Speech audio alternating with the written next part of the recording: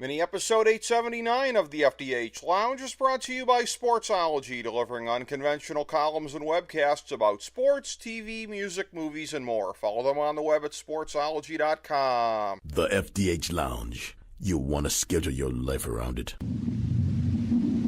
A long time ago, on a gloomy, wet Cleveland spring night, two men stand alone amidst the late-night drizzle. Their voices echo across the vacant station parking lot as they debate the merits of the great American radio show that have been missing for far too long. On that night, an idea was born. That idea became the FDH Lounge.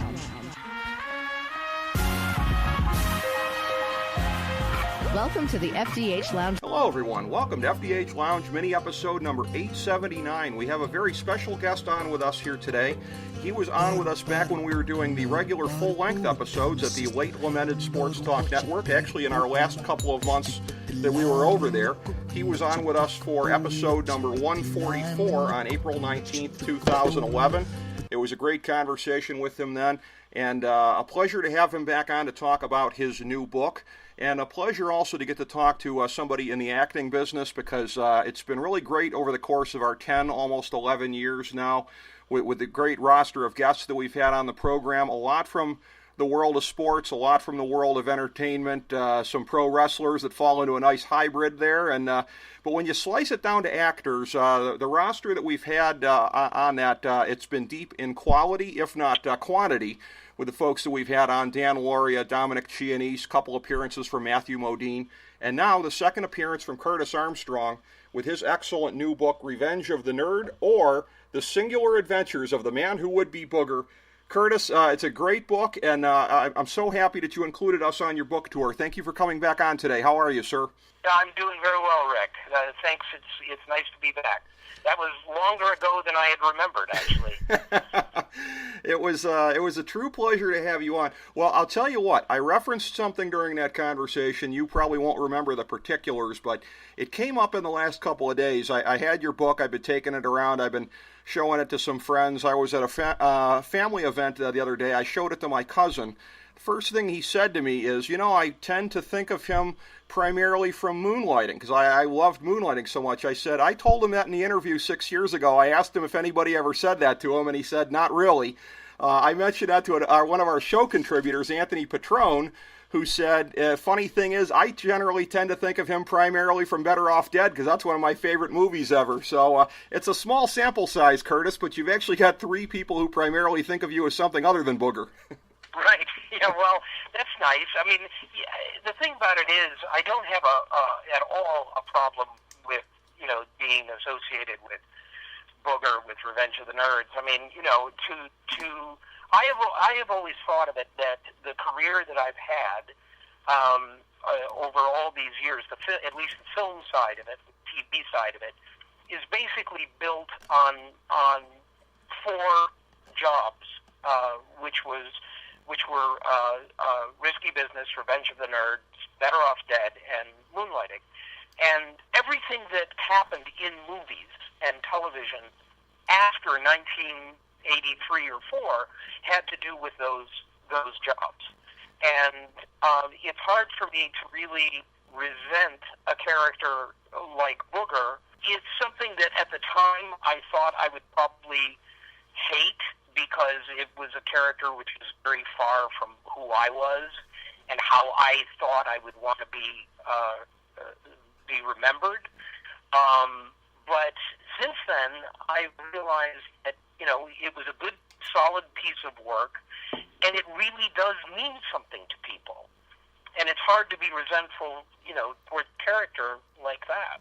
Absolutely. Very well said. And I definitely have some questions on that. I want to build towards that, because I want to do justice to the entirety of your book here and to all the different areas that you address, because I think it's important for people to understand how many different elements there are to this book and some of the things that you got into. And your experiences with growing up, I found that to be fascinating, both talking about what it was like as a young expatriate back in the 60s, but then also something that I had just seen a little bit myself, and you're talking about an era before when I had seen it, but you were talking about growing up in the Detroit area and being in one of the big three families there, having your family working for one of the big three companies, and the sort of executive class in Detroit there. And that was something that I saw a little bit in the 90s, right before everything kind of hit the iceberg. I was at the time working for the Cleveland Athletic Club, and we had some events with the Detroit Athletic Club. So I had cause to be up there, and it was very eye-opening to me. And I think it will be eye-opening for people in the book to read about this, particularly when thinking of Detroit now. The large executive class that used to be there in that town, it was far and away anything beyond what we had seen in Cleveland in several decades. Once upon a time, we had that, and that had kind of faded away. So it's an interesting bygone era that in the last 20 years or so with the automotive industry has pretty much kind of gone by the boards. But the picture that you paint of that time and of a very different Detroit and pre-race riots and all of that, also post-race riots when you came back. But that time and place that you're talking about, I think, is going to be very interesting to people. Well, I mean, it was in the 60s. It was obviously even, very different from the 80s and 90s. In the 60s, there was the sense that even though there had been the riots and there were problems in the city all over the place, at the same time, there was a sense that the auto industry was something that was never changing. It was always going to be there. It was always going to have that influence. It was basically what was feeding an entire city. More than that. I mean, it fed the entire industrial Midwest in a lot of ways. And so with my family, my father, my grandfather, both being in the executive class at, my father was with Chrysler, my grandfather was with General Motors, was seeing things in that, now I look back at it and it's sort of like frozen in amber, that sense of what that kind of white privilege was at the time, particularly in the Detroit area, but at the same time was, my mother's side of the family, who were Italian immigrants and who suffered considerably from the kind of bigotry that was very common in Detroit at that time. And my grandfather had to work his way into ultimately a position as an executive in a bank, but it was not easy. And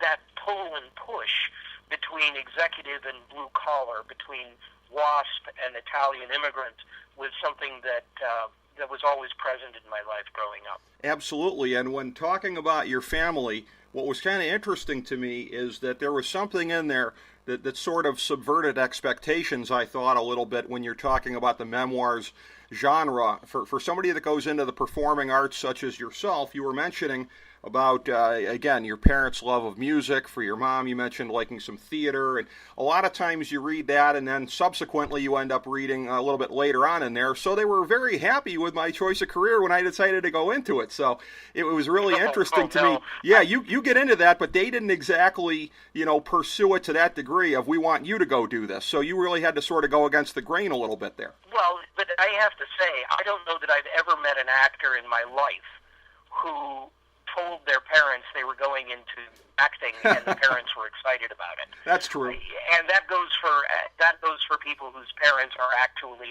in the business. I don't think that ever happens. I think there's a general knee-jerk response from parents when their children say they're going into the theater, which is, oh my God, don't do that. You'll have nothing to fall back on.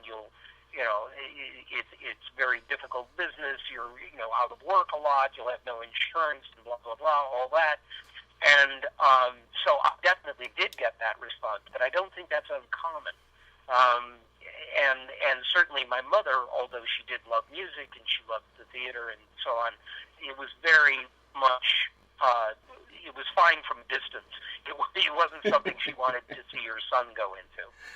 Well, you know what? That's a point very well taken. That the entertainment business, acting, that might be something where you don't tend to see that as much in terms of parents wanting that for their kids. But obviously, spoiler alert, everything turned out well in the end here. And what I wanted to ask about, you sort of hinted at this a little bit before when you were talking about the major cornerstones of your career, and this was a question I'd already intended to ask anyways, but in terms of looking at Risky Business, which you lay out in the book there, how instrumental that was, how important, obviously the first big break.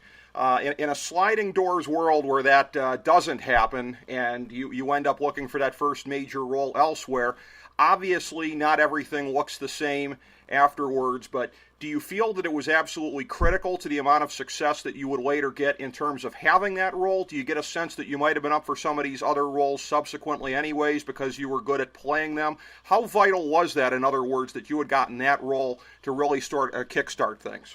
Well, it can't be overstated how important it was, because it wasn't just a first movie.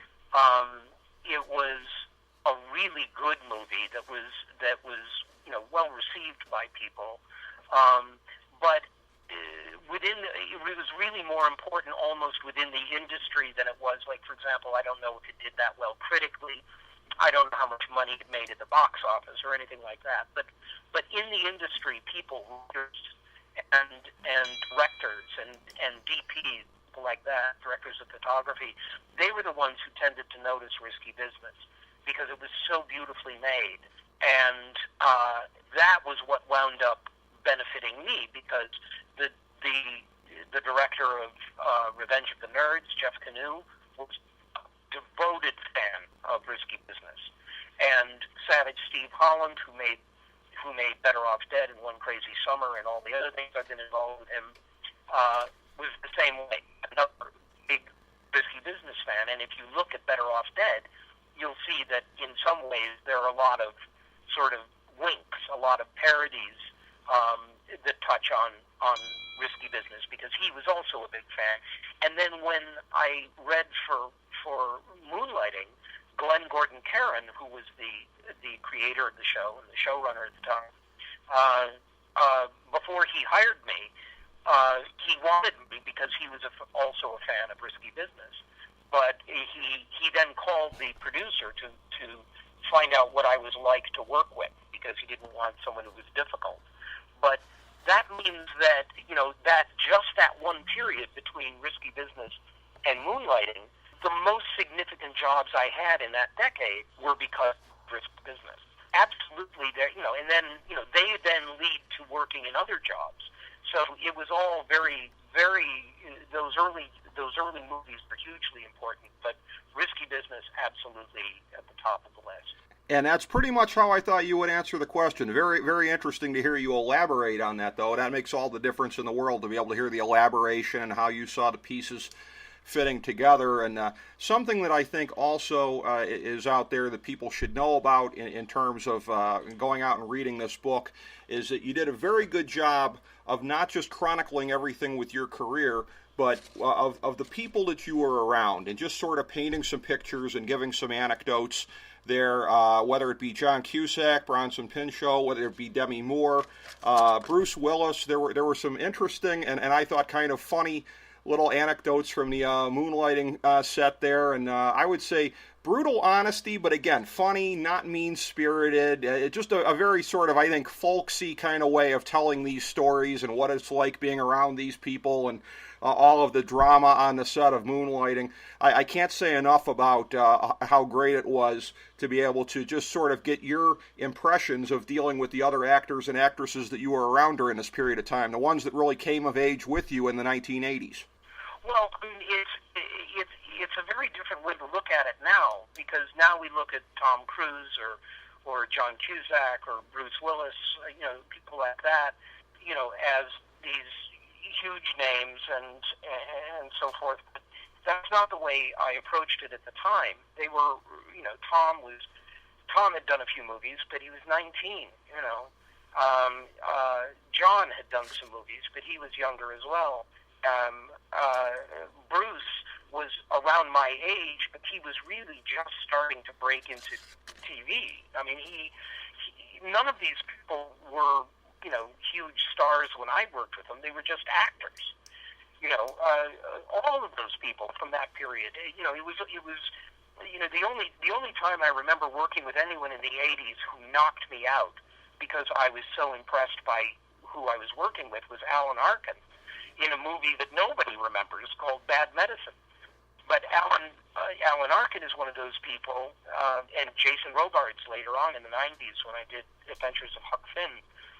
Those were two actors who I worshipped, and so it was very exciting and somewhat intimidating to be working with people like that. But Bruce Willis was just a guy. I didn't know his name at all.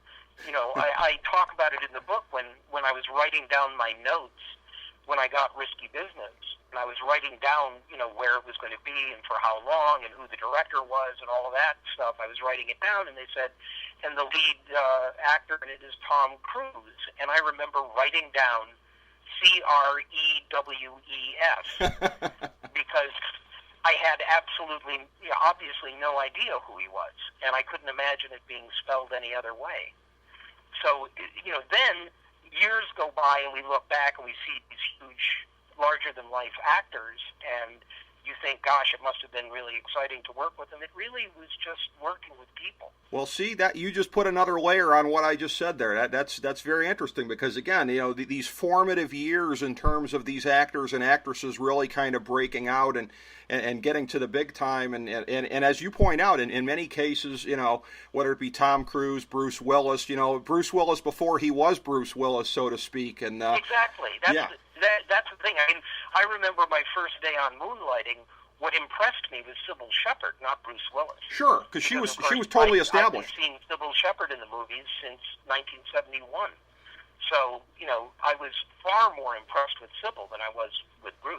Absolutely, yes. She was big time coming in because of her long track record, and that's one of those things that really made for the very interesting offset chemistry, as it were, and I guess you'd say bad chemistry offset as far as her dealing with this upstart star, Bruce Willis, who is now being regarded as being on her level, coming out of nowhere. And I can't say enough as well about all the great tales that you told about what it was like to be on the set of Moonlighting, sometimes just a fly on the wall as you're kind of painting the picture there. For people like me who were like obsessed with the show back in the day, I just thought it was just really, really great painting that you did there as far as talking about that.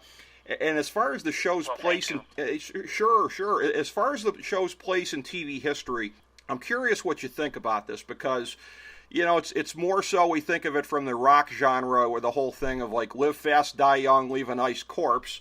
But we see that a lot of times with bands as well. And again, you indicated in the book, obviously, what a big Beatle fan you turned into in the 1960s, after not initially being one, as you pointed out, but becoming a big one there. And, you look at the Beatles and what they did in the 70s individually, and you think, well, what could they have done, if they stayed together longer? Did they have more stuff in them? And without directly comparing the Beatles to Moonlighting, this is one of these things where I want to know from somebody that was on the set, that was there, that was a vital part of this thing, had they been able to get the egos and everything like that and all of the offstage craziness under control, is this a thing that really could have gone on for a long time and become a dominant franchise on TV over a good period of time? Or was the instability that was a part of the element, part of the magic of it, that always ensured that it would be short-lived? Well, I don't think that if you mean the instability specifically about Moonlighting? Yes, the offset tensions and everything like that, whether it be with the network, between the stars. I don't think that the tensions were that much worse than they have been on other shows. I think that they garnered more attention because of just the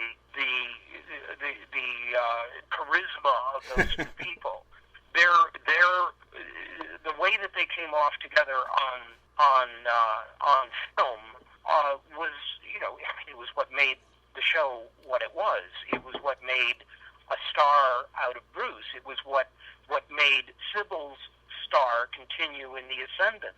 Is the fact that they just, it was brilliant writing all across the board. They had the best writers in Hollywood, but there was also that charisma, without which, the best writers in the world would be useless. But I think that what made the thing sort of explode is the fact that people were so obsessed with them and how they came off. But I've worked on many, many, many films and television shows where, the tensions have been as bad or worse, but nobody really cares. It was specifically because of them. And, I've seen behavior that, was worse than theirs since. But, no one would care. Very interesting. So it's all about what flies under the radar and what doesn't. But it's very clear. Well, here's another thing, though.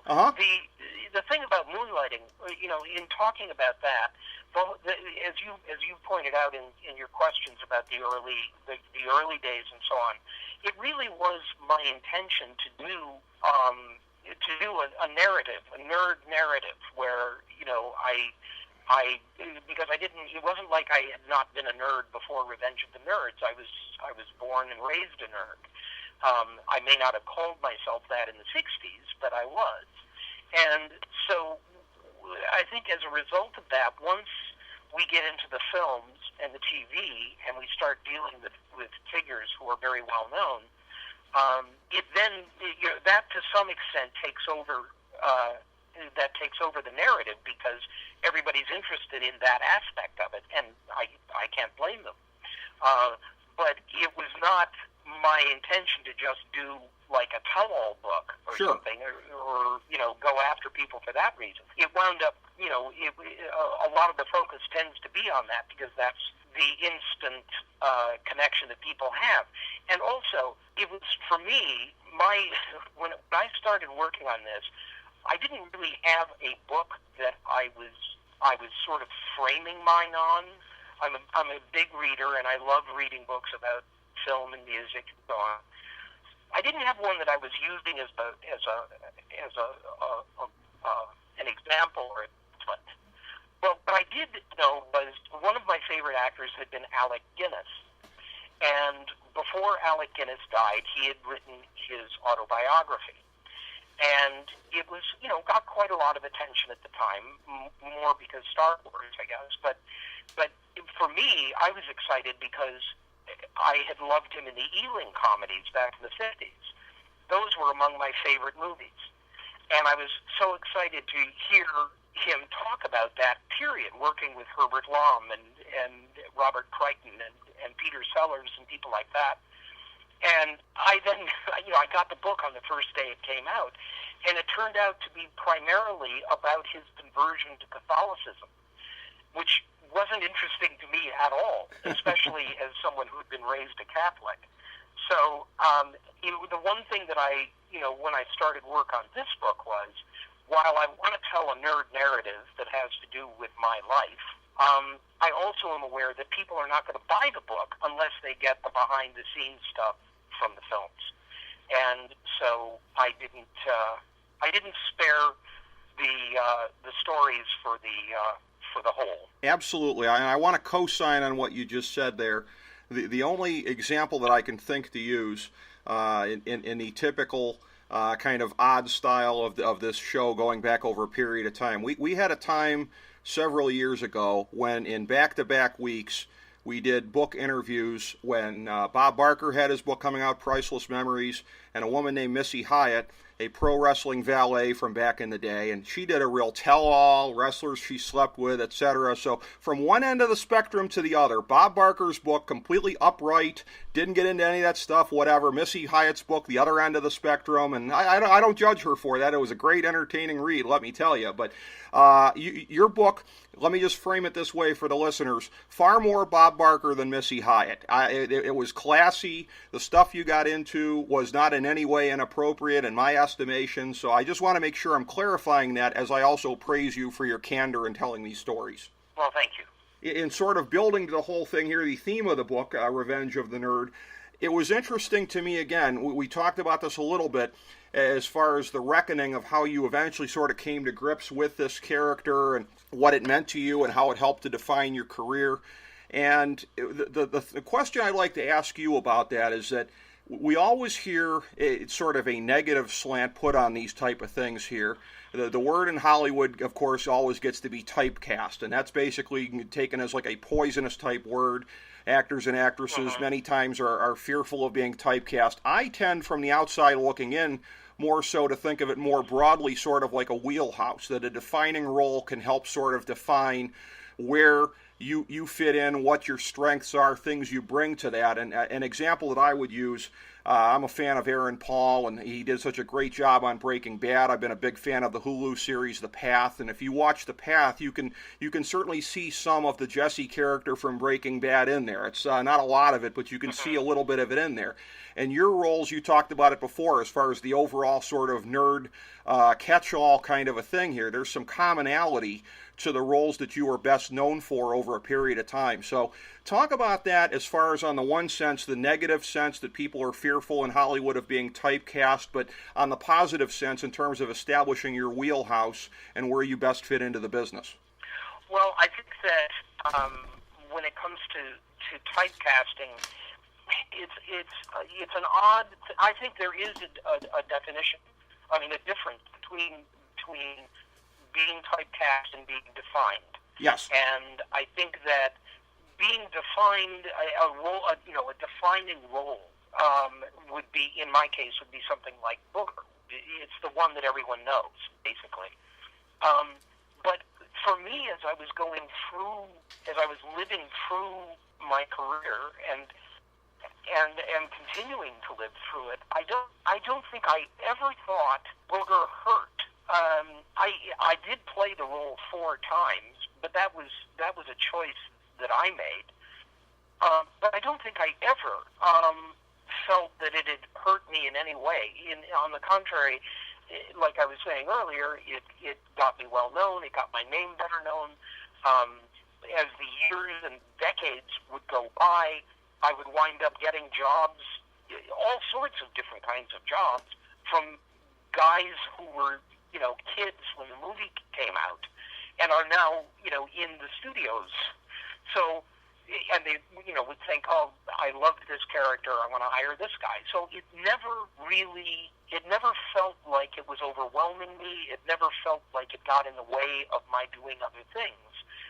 After Moonlighting ended, and I went on to do more stage stuff and more TV stuff and more film, none of it ever will probably, in the way that Nerds is, be as culturally resonant, But then, it was still going to be a few years before I would actually act in a movie that got an Academy Award, which was Ray. And then, going on from there to doing, a bunch of the features and television series that I've enjoyed so much since. All of that stuff is what I am living through, not how everyone else looks at it. So when I am questioned about the typecasting thing, I have to say that it never, ever struck me as something that was a problem for me personally. I do know that there are actors who swear by typecasting, and they claim that it, has destroyed movie careers. Basil Rathbone, one of my favorite actors from the Golden Age, claimed to his death that he had been destroyed by typecasting. Maybe so, but it has never felt that way to me. Well, very well said, and that's an excellent distinction that you make there. And when I was flipping through your book as you were talking there, I was trying to find the example in time, and I couldn't find it. But if I describe it generally, I think you'll know what I'm talking about. There is something there in the book where you referenced a conversation in subsequent years with another actor, and where you sounded a little bit at the time maybe sort of jaded about where things were at, and it's sort of a renewed appreciation then for Booger and for what everything had meant to you. So talk about that, if you would, a little bit, because that was Kevin Corrigan. That's right. That's right. And I was doing a show that he was in monologue, and we were he was younger, and we were talking, and it was a bad time. I mean, it was post Moonlighting. I don't remember. It was probably in late 70s. I can't exactly recall, but it was just a bad time. And but Evan, of course, was looking at me as somebody who was working all the time and had done these roles that he loved when he was young and so forth. And for him, he couldn't imagine that there would be anything wrong at all. And I was a little dismissive of what I was doing at that point. I didn't feel good about it. I'd done a run of movies that I hadn't liked or hadn't done well, and this kind of thing. And that was when, after I had sort of gotten all that off my chest, Kevin said, "You do know you have a career that a lot of young actors would kill for, right?" And what was significant about him saying that was realizing that I had a career at all. Even at that point, late 90s, I never considered what I had done all of those years as a career. It was just something that I went from one to the next, to the next, to the next. I never thought about it as a career. He thought about it as a career, and that was a life-changing moment. Interesting. Yeah, I'm glad. I'm glad I remember that part to have you say that there, because to draw you out on that a little bit more, I think, is valuable, and on how you can be sort of refreshed in your appreciation for some of the things that have happened. And again, a book with a lot of internal revelations as far as your thought process and going along and describing how you felt about things at various times as they were unfolding.